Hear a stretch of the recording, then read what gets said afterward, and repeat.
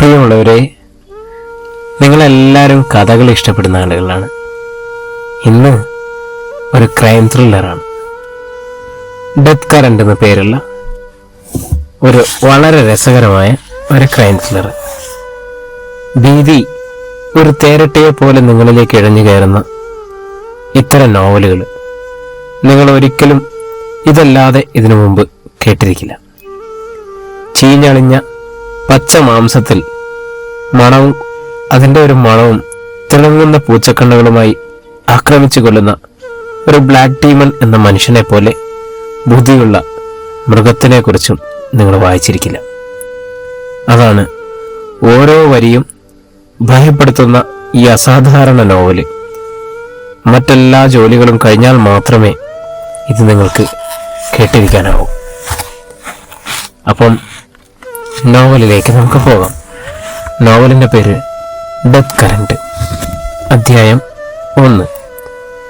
Union സ്ക്വയറിൽ piece corner ക്ലബിന് മുന്നിലുള്ള കമാനാകൃതിയിലുള്ള ഗേറ്റിൽ അയാൾ അസ്വസ്ഥതയോടെ നിലയുറപ്പിച്ചിട്ട് കുറെ സമയമായി. Ralph Coleman. യാത്രാ സംഘത്തിലുള്ള എല്ലാവരും വന്നെത്തിയിട്ടില്ല. അർണോൾഡും ഹാരിസും വെർജീനിയയും ഫിൽബർട്ടും ഫെഡറിക്കും മാത്രമേ ഇതുവരെ വന്നു ചേർന്നിട്ടുള്ളത്. ഈ യാത്ര വേണ്ടായിരുന്നു. റാൾഫിന്റെ മനസ്സ് കൂടെ കൂടെ പിറുവിറുത്തുകൊണ്ടിരുന്നു. ഇങ്ങനെ ഒരു സാഹസിക യാത്രയ്ക്ക് പ്ലാൻ ചെയ്തപ്പോൾ മുതൽ ദുർനിമിത്തങ്ങളാണ്. പോകാനുള്ള തീരുമാനത്തെക്കുറിച്ച് അജ്ഞാതമായ എന്തോ ഒന്ന് വലിച്ചിഴച്ചു കൊണ്ടുപോവുകയാണ്. അത് മരണമാണെന്ന് ചിലപ്പോൾ അയാൾക്ക് തോന്നി. നേവിയിലായിരുന്നപ്പോൾ പലപ്പോഴും മരണത്തെ ഈ വെള്ളി അയാളെ തഴുകി കടന്നുപോയിട്ടുണ്ട്. ഗേറ്റിന്റെ മുൻപിൽ വന്ന ഒരു കാറ് ബ്രേക്ക് ഇട്ടു. ഒരാൾ തല വെളിയിലേക്കിട്ടു. ക്രിസ്റ്റഫറാണ്. കിഴവ, നമ്മുടെ ചാവേർ സംഘം ഒരുങ്ങിയോ യാത്രയ്ക്ക്? റാൾഫിന് 4 ചീത്ത പറയാനാണ് തോന്നിയത്. അയാൾ വല്ല വിധേനയും അതടക്കി.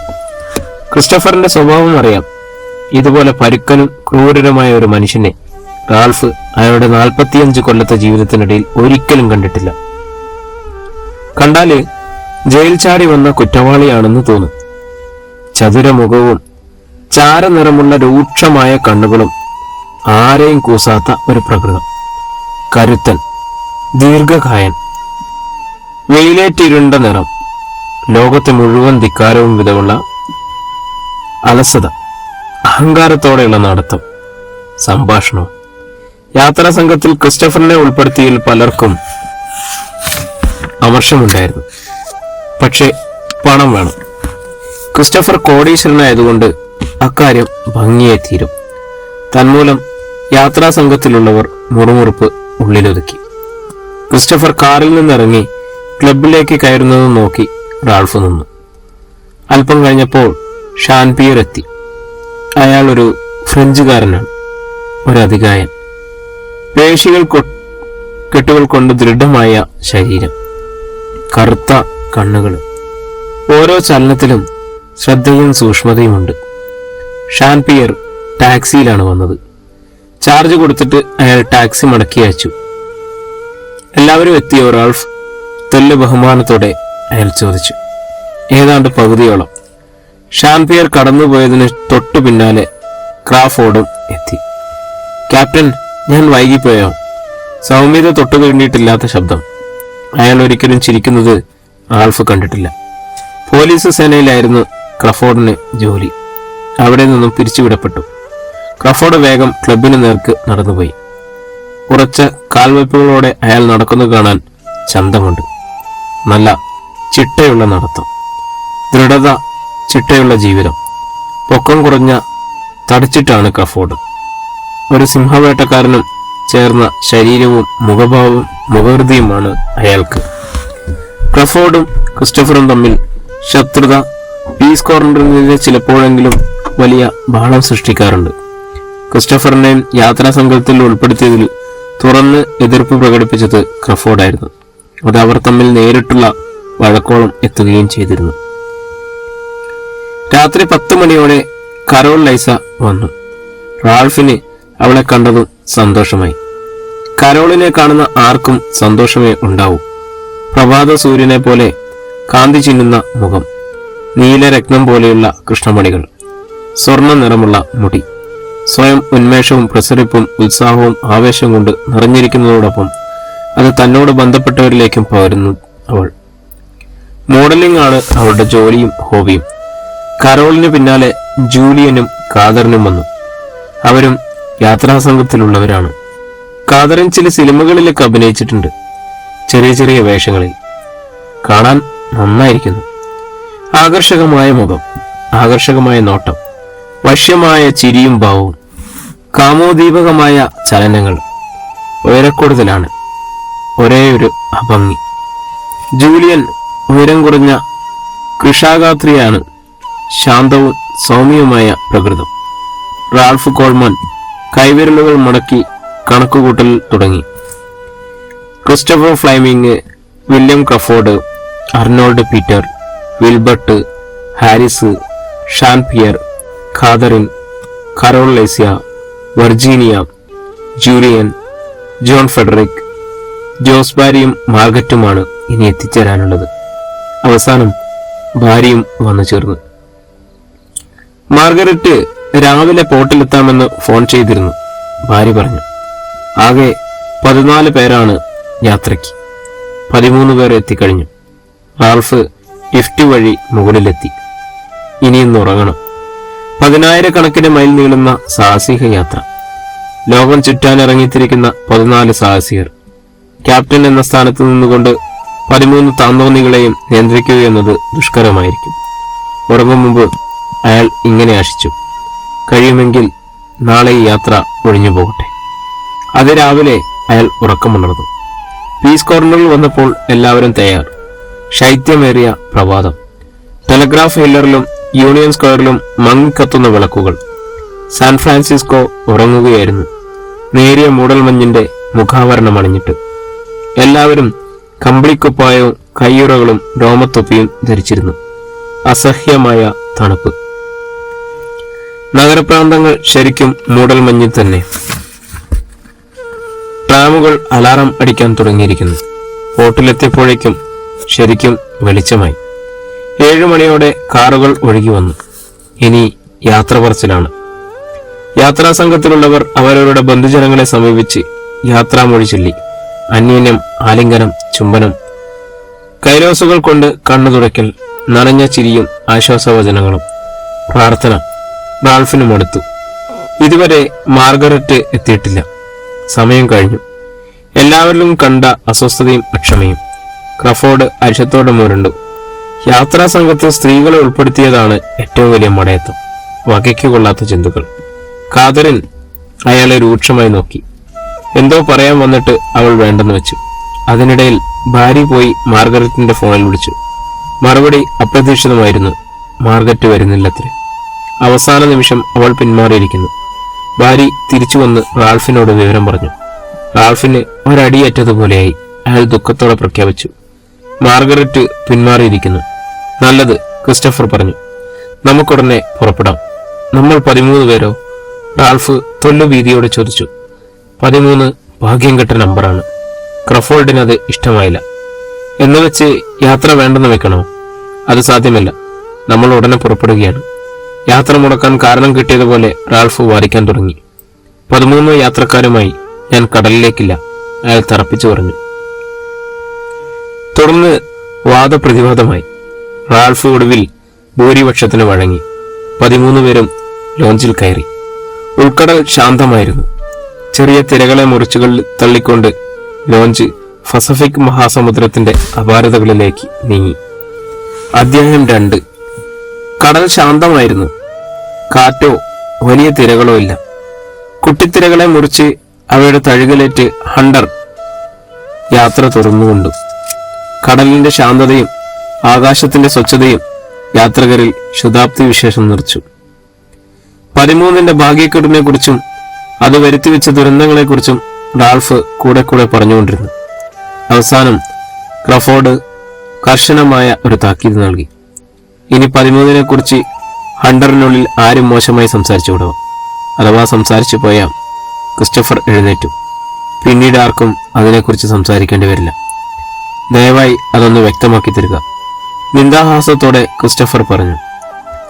13, 12, 11, 10 ആയി കുറയുമെന്ന് നമ്മളെല്ലാം കടലിലാണ്. മനഃപൂർവ്വം ഭയപ്പെടുത്താൻ ശ്രമിക്കുന്നവനെ ഞാൻ നായയെ പോലെ വെടിവെച്ചിടും.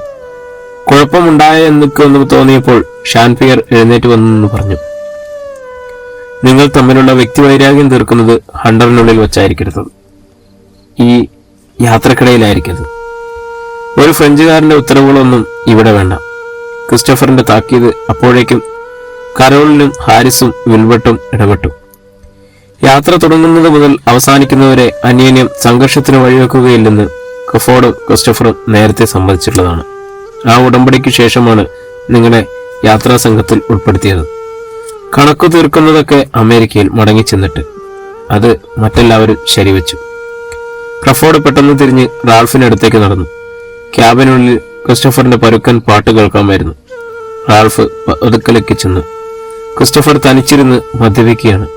ഇടയ്ക്ക് ഉച്ചത്തിൽ വളരെ പഴയ ഒരു നാടൻ പാട്ട് പാടുന്നുണ്ട്, മദ്യത്തെക്കുറിച്ചുള്ള പാട്ട്. എങ്കിലും ക്രിസ്റ്റഫറിനെ 24 മണിക്കൂറും ലഹരിയിലല്ലാതെ കാണാനൊക്കില്ല. വിൽബർട്ട് തന്റെ സന്തത സഹചാരിയായ വയലിൻ കൂടെ കൊണ്ടുവന്നിരുന്നു. മുകൾ തട്ടിലെ ക്യാബിലിരുന്ന് അയാളത് വീട്ടി തുടങ്ങി.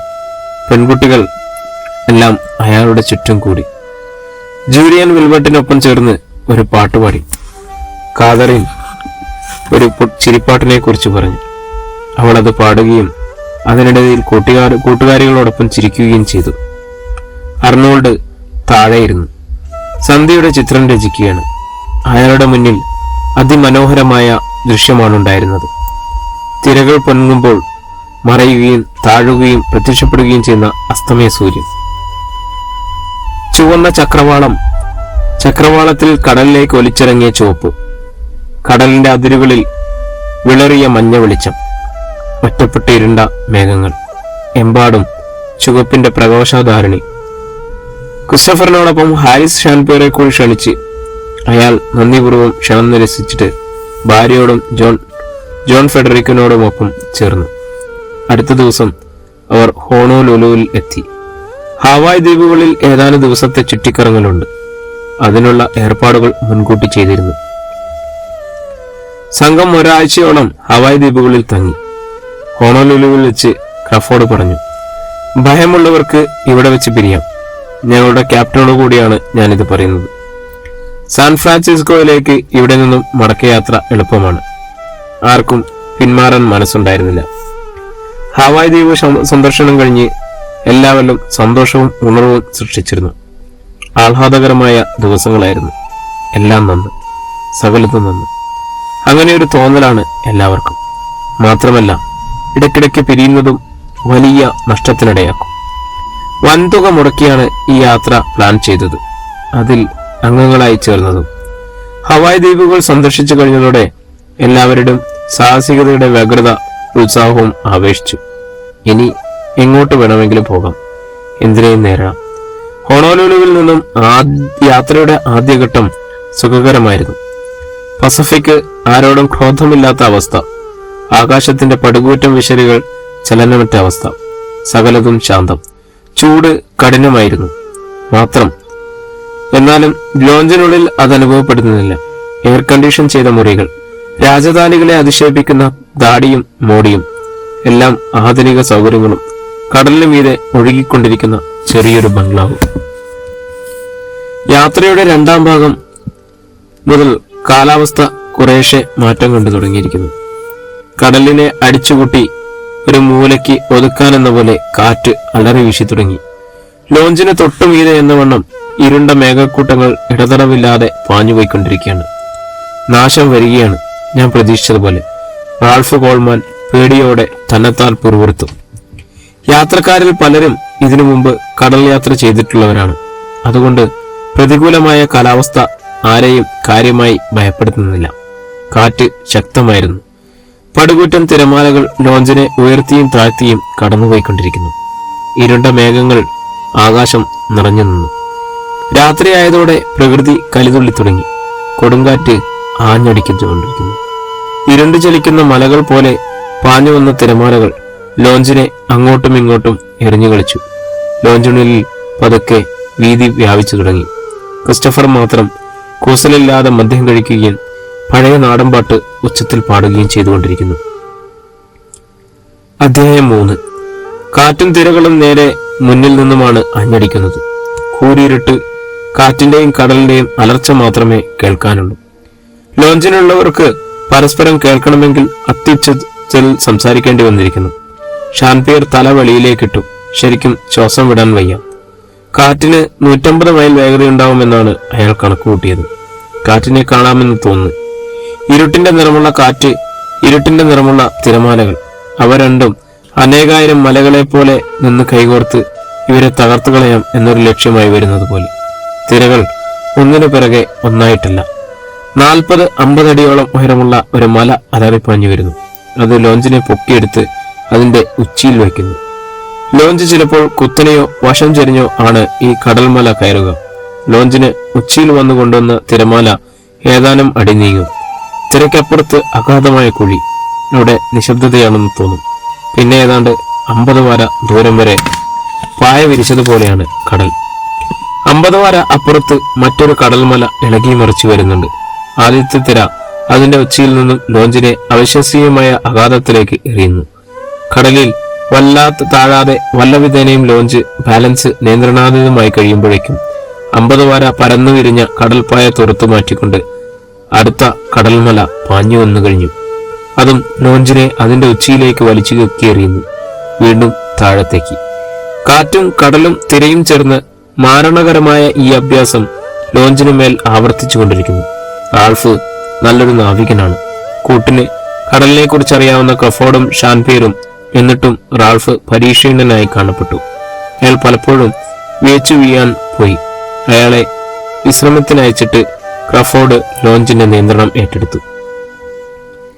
മുമ്പിലുള്ള കണ്ണാടി ചില്ലുകൾ തിരവന്നടിച്ച് പൊട്ടിച്ചിതറുന്നതല്ലാതെ ഒന്നും കാണാൻ വയ്യ. പാഞ്ഞു വരുന്ന കടൽ മലയ്ക്കപ്പുറത്തേക്ക് ഒന്നുമില്ല. കണ്ണാടി ചില്ലിനു മീതേക്ക് കടൽ ആർത്തു കയറുമ്പോൾ ക്രഫോർഡിന് തോന്നും തങ്ങൾ കടലിലേക്ക് താണുകൊണ്ടിരിക്കുകയാണെന്ന്. നിമിഷങ്ങൾക്ക് ശേഷം തിരക്കപ്പുറത്തുള്ള ചെറിയ പരപ്പ് കാണുമ്പോൾ മാത്രമേ ലോഞ്ച് കടലിൽ താണിട്ടില്ല എന്ന് വിശ്വാസം വരും.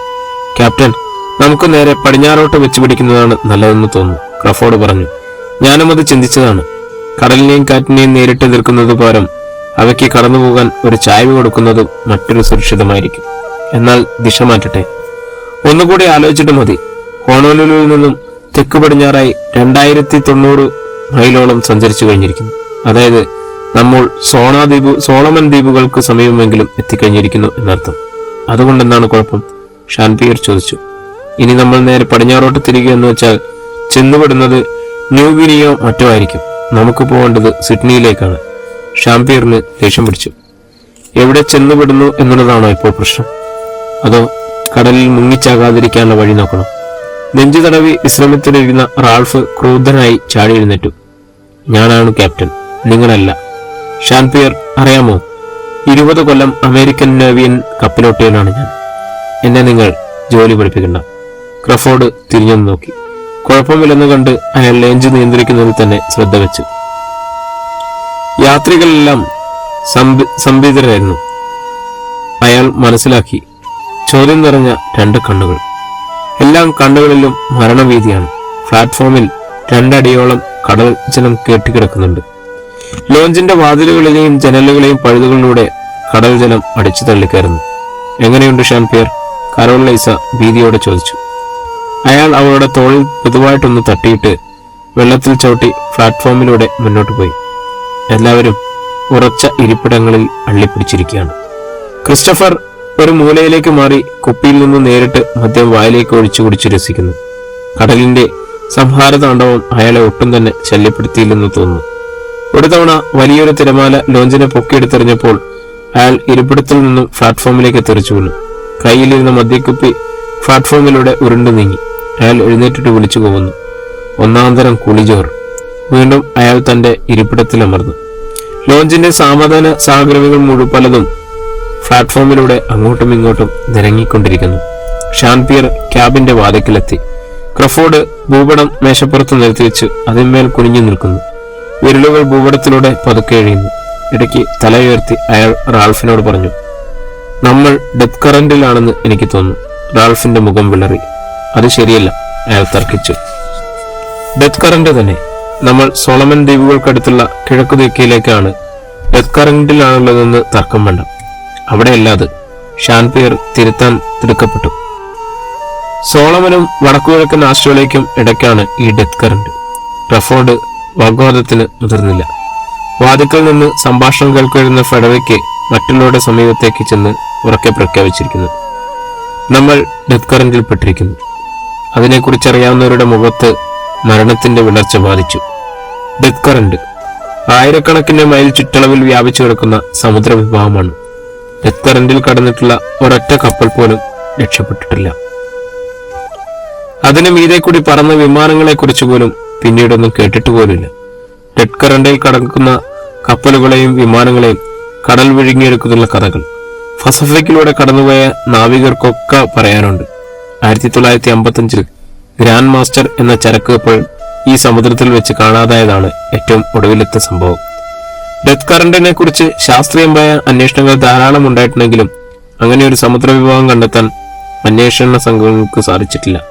കണ്ടെത്തിയവരാട്ടെ അതിനെക്കുറിച്ച് പറയാൻ തിരിച്ചു വന്നിട്ടുമില്ല. അതുകൊണ്ട് ഡെത്ത് കറന്റും പസഫിക്കിലെ നാവികർ തങ്ങളുടെ തലമുറകൾക്ക് കൈമാറിപ്പോന്ന ഒരു ഐതിഹ്യം മാത്രമാണെന്ന് വിശ്വസിച്ചു പോന്നു. ഡെത്ത് കറന്റ് ഇങ്ങനെയല്ല, ഹാരിസ് വിളിച്ചു പറഞ്ഞു. പിരമിഡുകളോളം പോരുന്ന ജലഗോപുരങ്ങളും അത്യഗാധമായ ചുഴലികളും അത് എല്ലാവരെയും ആശ്വസിപ്പിച്ചെന്ന് തോന്നി. ഈ കടലിൽ ജലഗോപുരങ്ങളും ചുഴലികളും കാണാനില്ല. പ്രഭാതമായിട്ടും കടൽ ശാന്തമാകുന്ന ലക്ഷണമില്ല. അലറിപ്പായുന്ന കാറ്റും കടലിലെമ്പാടും ഉയർന്നു മറിയുന്ന ജലപർവ്വതങ്ങളും മാത്രം. റാൾഫ് നന്നായി ക്ഷീണിച്ചു. അയാൾ പകൽ മുഴുവൻ ഉറങ്ങി. ലോഞ്ച് നിയന്ത്രിക്കുന്ന ചുമതല ഷാൻപിയറും ക്രഫോർഡും ഏറ്റെടുത്തു. ജൂലിയൻ കൂടെ കൂടെ കാപ്പി തയ്യാറാക്കി എല്ലാവർക്കും വിളമ്പിക്കൊണ്ടിരുന്നു. പെൺകുട്ടികളിൽ ധൈര്യവതിയായി കാണപ്പെട്ടത് അവൾ മാത്രമായിരുന്നു. ആദ്യം കാണുന്ന ദ്വീപിൽ ബോട്ടടുപ്പിക്കുക. യാത്രാ സംഘം ഒരേ സ്വരത്തിൽ ആവശ്യപ്പെട്ടു. യാത്ര തുടരുകയെന്നതോ ലക്ഷ്യത്തിലെത്തുന്നതോ എന്നല്ല, ജീവിച്ചിരിക്കുക എന്നുള്ളതാണ് ഇപ്പോൾ പ്രധാനം.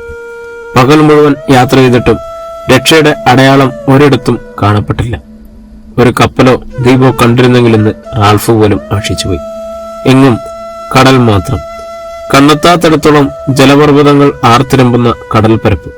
കടലിനു മീതെ കമത്തിവെച്ച അർദ്ധഗോളം പോലെ ആകാശം.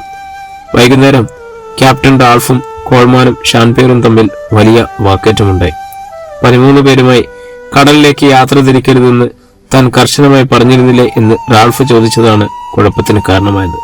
13-ന് എന്തു പറ്റിയെന്ന് ചോദിച്ചുകൊണ്ട് ഷാൻപിയർ മുന്നോട്ട് ചാടി. ആരാണ് ചത്തത് എന്ന് അയാൾ അലറി. 13 പേരും ജീവനോടെയില്ലേ? എന്താണ് ഇവിടെ കുഴപ്പമെന്ന്? കുഴപ്പം വരാൻ പോകുന്നതേ ഉള്ളൂ എന്ന് പ്രവാചകനെ പോലെ ഞാൻ വിളിച്ചു പറയാം. ഈ 13 പേരിൽ ഒരൊറ്റ ആൾ പോലും കരപറ്റുകയില്ല.